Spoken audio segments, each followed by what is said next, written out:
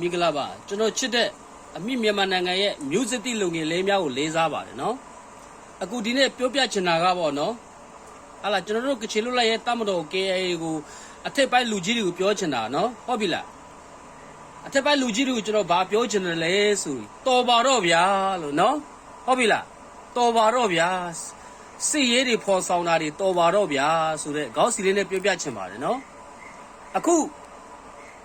အချင်းတွေကိုကြည့်လိုက်ပါဦးလို့နော်ကျွန်တော်တို့ဗမော်မြို့တိတ်တိုက်မယ်ဆိုပြီးမှအခု10လလောက်ရှိနေပြီနော်ကျွန်တော်တို့ကချင်လူမျိုးတွေ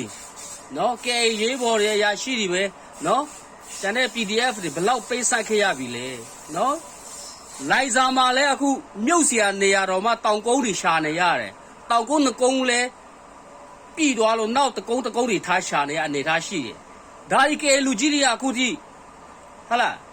တိုက်ပွဲတွေဖော်ဆော်ဖို့ပဲလုပ်နေတယ်ဆိုတော့ဒါကျွန်တော်အမိနဲ့ပြောရဟုတ်တော့ဘူးလို့နော်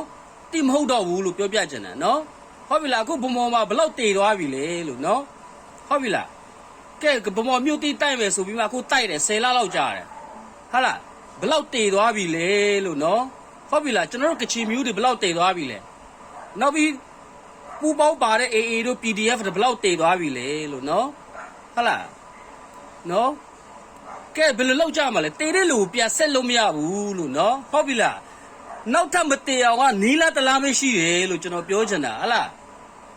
ကျွန်တော်နိုင်ငံတော်ကလည်းအမြဲတမ်းငြိမ်းချမ်းရဲ့လမ်းစီ NCA ကိုအမြဲတမ်းတွေးခေါ်နေတယ်အခုလဲ10လပိုင်းမှာလုပ်ဖို့ရှိတယ်နော် NCA လမ်းကြောင်းနဲ့တွားစေချင်ပါတယ်လို့နော်နောက်ထပ်မတေခိုင်းနေတော့လို့နော်